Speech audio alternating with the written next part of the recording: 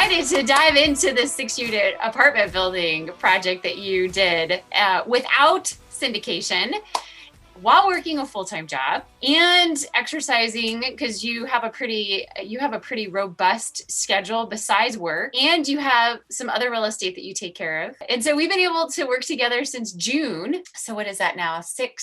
9 months. So just tell us a little bit about yourself. Tell everyone, watching, a little bit about your background. I feel like you did a pretty good introduction. I don't think I'm impressive as you made me sound now, but I'm an engineer. I work a full-time engineering job down in Indiana.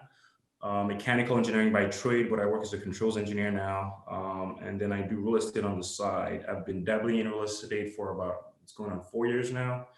I've done about a property area for the first 2 years. And then, I met the group, I met the coach Kimberly, and hopefully that's about to explode. It's already done. I did 2 last year with the apartment. So it closed this year. So when I'm not working or do real estate, I like to be outdoors. Pretty much anything that gives me an elevated heart rate, I'm into. So yeah, that's a quick summary. It's awesome, man. It's really amazing what you've done. No excuses. I mean, that's just kind of who you are. Like you just get it done. Everything in your life, from running races to, kind of endurance sports, and you definitely get an elevated heart rate, I think, in all aspects of your life. One way or the other, whether it's in real estate or it's one way or the other. So what is it about, because you were doing like duplexes and some single families. So what is it about multifamily that gets you fired up? Why did you want multifamily so bad? Pretty much efficiency, really, is the big word. Efficiency, economies of scale, right? And that goes with anything, right? Manufacturing one phone is different than manufacturing a bunch of phones, to where you can take advantage of economies of scale, right? So having 10 different single family units as opposed to having 10 that's in one building that can be managed under one management company and one system seems to me easier than managing 10 separate buildings. And I can do that the quickest, as opposed to like buying one single family every however so long. I can do that in like one shot, right? It took me 3 years to do 3 duplexes. It took me, 3 months to do 1 6-unit. So it's, and that's only with momentum, that's only gonna get better. And so that's why it gets me fired up. It's a quicker way to get to my goals than doing it with quicker, less expensive way to get there than doing it with single families. For sure. And you doubled your portfolio in those first 3 months with us. Correct. And you're about to triple it. Yeah, that's the. So if you were to say, like, looking back kind of over your overall journey, and it could be just the time you've been with us, or because you were in real estate a little bit before, what would be like your single biggest challenge when you were first getting started out? Before joining you guys, the biggest challenge would have been motivation. I mean, it's simple as every time I do a deal, I run out of money, and I'd be dealing with whatever it's the rehab of that deal, whatever the case may be. And then guess what? My deal flow starts to slow down, and then I take some time off and I chillax. And then something triggers me again. I hear a story, I watch a podcast, and I'm like, okay, I got to get back in the game again. And so I've had, at least traditionally before the group, I've had that cycle of essentially running out of money, doing a deal, running out of money, running out of whatever the case may be, and just slacking off. And so coming and joining the group has, first of all, opened my eyes to confidence, right? So as opposed to thinking about one market, my local market, now I'm thinking about the entire country, right? And so that's everlasting deal flow. It's like, it's never ending. You always find a deal. You get the whole world is your playing ground pretty much. And so that, and then just being on the group calls, right? Being on the group calls weekly, week in and week out. It's like, I hear someone's story and I'm like, step up your game, Temi. And so motivation is the biggest one. The other minor one has been raising money, which I'm still working on. But between those two things, it's kind of been the biggest challenge, just staying motivated consistently throughout, right? So the example is, like I said, previously to joining the program, I would pretty much get demotivated after I finished the deal. When I joined the program, I was in one deal. While that deal was closing, I got another one going. So I really haven't had any breathing time since. And so I've just been going straight up, working on the second deal now. And so we can see that problem has been solved. How about that? I had no idea. about that insight into that. Is, as your coach, that is incredibly valuable. Yeah, so it's confusing when I like think I've shared that with Jen before in one of her mindset calls, and I just in my mind I just like I've shared it with everyone, but I guess I didn't realize I hadn't shared that with you. Yeah, and you solve the money aspect on the second sixplex you're buying. You have private capital coming in. So I figured out some ways to raise private capital. Just learning the marketing, and it's a work in progress, right? We were talking about that before you hit record, but it's a work in progress, and definitely, but it's definitely encouraging when you do one of anything. Just means wow, and it wasn't so hard too. I don't know if you how much you want to go into that, but yes, I'm working on a second deal right now, second 6 unit, and I'm gonna be funding it with a partner who found me through LinkedIn, and so that raising money capital is one step easier.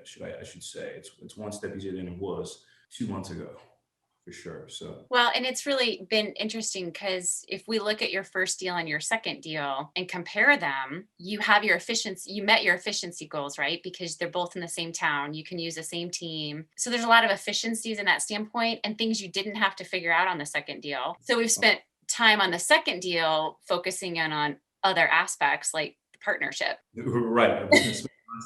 Last couple of weeks, well, the last couple of weeks trying to tweak my operating agreement for the partnership, right? So that's for sure. Efficiency. I mean, just the conversation with the realtor, like when I was like telling him, hey, I have another deal next door, 5 minutes from your building, I've got another building, so let's not haggle too much on the price. I know what this is worth. That saved me a bunch of time. It's just one call, like, okay, we're serious. I'm interested. If you can go for the right price, and then negotiating down. I negotiated the price down one time after my inspectors went into the building. It's like this is I give him the report. Like it's a simpler conversation when he knows he can hear in my voice that I've done this before. I know what everything's worth. Let's not haggle too much. This is my line, meet it or don't. And yeah, it's definitely been an efficiency play there. Yeah. And tougher negotiations on the second one, I think, but you were far better prepared. Tougher, but I was better prepared. Tougher, I guess. And so I mean, it's one of those things where I'm learning from the group and the course and you coaches about negotiating, right? So my regular job, I sit in front of a computer for the most part, and so coming out of there and like expecting different negotiating styles, right? It's just I like with the realtor I was working with. I just knew there was something about him. I couldn't pinpoint it, but he was tough. I was like every conversation I got, like, did he beat me on that one? I was just like, and I couldn't quite pinpoint it, but obviously having the coaches rehashing that with the coaches, I've learned a few things, right? I've learned how to approach the conversations better. Yeah, but you did great. And you got that price reduction and you've become really good at negotiating and managing people. So when did you know that the Warriors of Wealth Mastermind was the right fit for you? There's different stages to this question. Okay. I think first time was when Jen was the one that convinced me to join it, and I think from my conversation with her, I kind of knew this was it. She spoke my language. is the summary of it, right? I'm goal-oriented. I want to know when I can get. Don't tell me fluff. This is my goal, and this is when I want to reach it. Can I do it or not? She actually said I can't. Like she simply said I can't, and she told me this is why, and she told me these are the adjustments you have to make. And that was that was good enough for me. She spoke it the way I wanted to hear it. She spoke my language and I was convinced, right? So it's like, no fluff, no selling, just tell me what can I do to meet my goal? What are the check marks? What are the timelines? And can I do it or can I not do it? And we've adjusted since then. But other stuff has definitely been like, wow, I'm in the right place. Even since joining the course, it's been conversations on our Thursday call where I get to listen to the other students and they say, and they just motivate me. It's like I said, one of the issues I had was motivation. And it's like, you go on these calls every Thursday and it's like, wow, whether it's Lupe negotiating with her property manager, with her contractor to pretty much finance the rehab. Like, wow, you could do that. I'm like, I've heard people do that on like, on bigger podcasts or whatnot, but it's like, wow, she's actually doing it. Or Joni having having the cost segregation study that where she's going to save $400,000 in taxes. Now I'm like, you can do that. So stuff like that. It's like, or the other day, Steve was like, money's not a problem anymore. Just I need a good deal. Like I want to have, like, you see something like that and you're like, well, a couple months ago, they were in a different place than they are now. And they've made that progress and seen that individually, right? So I've seen Lupe when she started with the course, not when she, but a couple months ago, and I'm seeing her now. It's a different person. Has been a learning, and like it's just reassured me that like I'm in the right place and I'm right where I should be at this time is just you, honestly. It's like you're coaching. It's trying to figure out, like when I was looking at my first few deals, trying to figure out, hey, how do I estimate things? How do I estimate insurance? How do I estimate rehab costs? How do, like, especially when it's a value add deal and the numbers aren't as smooth as you'd expect them to be. And having you go like, oh, it's the Midwest. This is $600 per unit for insurance, or it's New England, this price per unit for rehab. And like, I literally have a Word document that says Coach KK's rules of thumb. I've got my Coach KK rules of thumbs. It has everything from rehab, all the levels of rehab, what investors are looking for in terms of DCR, DSCR for investment, what I need to ask my property, like the minimum list of questions I need to ask my property manager before I hire them, what to ask lenders, financing terms, different kinds of financing options, how to interview a lender, all of that stuff over a course of tax adjustments. How would I ever know stuff like that? How would I ever look at a deal in Hartford, Connecticut when I'm down here in Texas? Never been there. I've been there one time. Wasn't there for real estate. I was there for my regular job. It's like, what do I know about what the taxes are going to cost or insurance is going to cost? Like, I could miss something, right? And I could miss 1,000 things. And it's been stuff like that has been really reassuring. So that's the long answer. You do an amazing job though of implementing. Yeah. And that is the hardest part. So that day that you closed, because you alluded to in your stories that one just rolled right into the other. So do you even remember at any point in time this feeling of when it hit you that you closed? And what was that? Honestly, it was more, and I didn't know how much detail you want to go into that deal. It was more relief.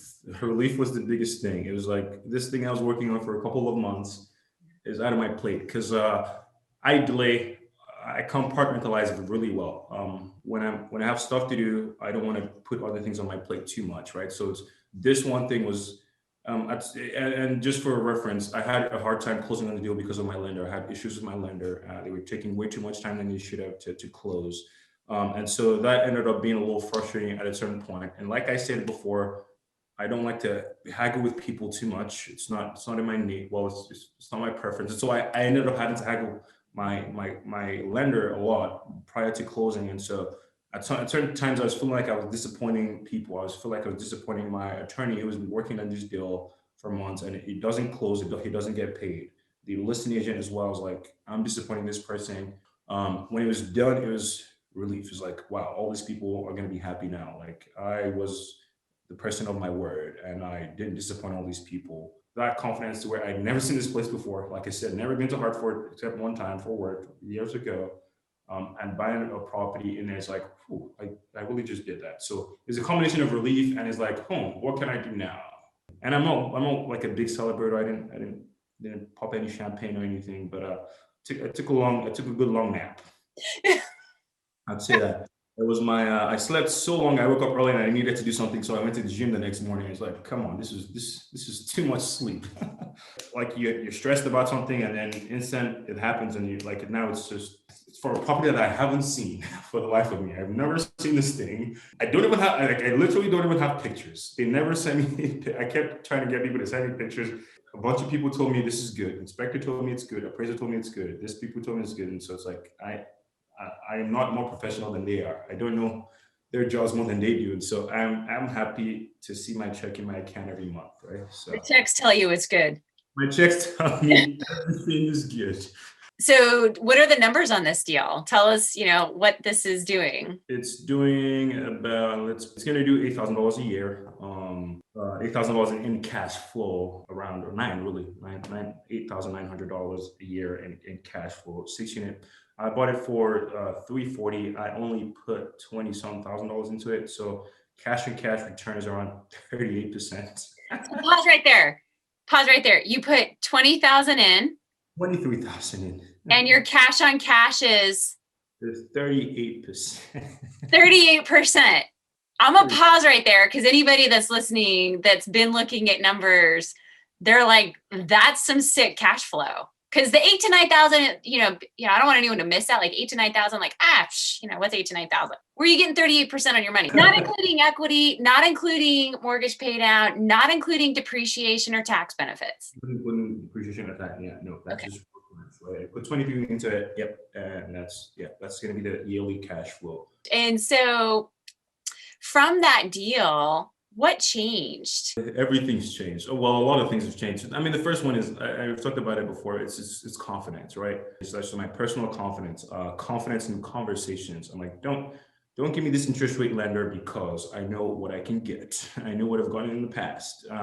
Don't tell me this price, listing agent, because I know what I can get and I know what I've got in the past.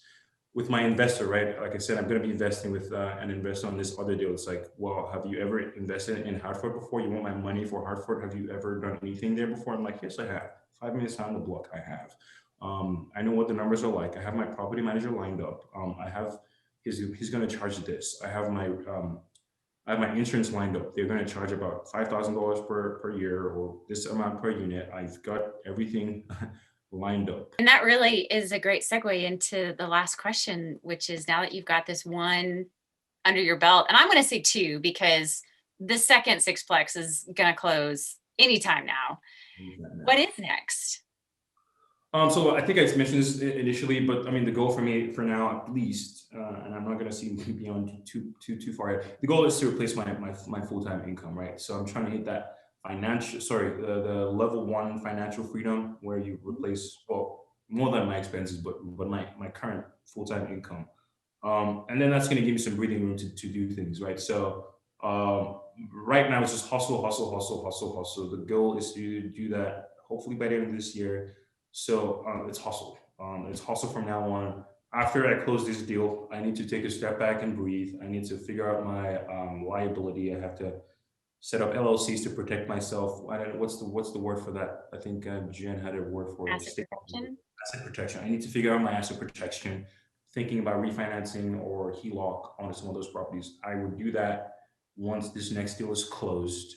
And then it's back to momentum. I'm moving back down to, I live in Indiana, by the way, and I've been investing in Hartford, but I'm going to be moving between those two markets. So between those two markets, I'm going to be pushing aggressively to start closing a bunch of stuff as frequently. Also need to start looking for more investors to come join me because, like I said, we're moving aggressively. Going to take like a 2-week break to do all that stuff I just said, and then we're back full steam ahead again. That's awesome. Well, if anybody wants to connect with you, what's the best way to find you? LinkedIn, email. I guess we could do Facebook, Instagram, all of it.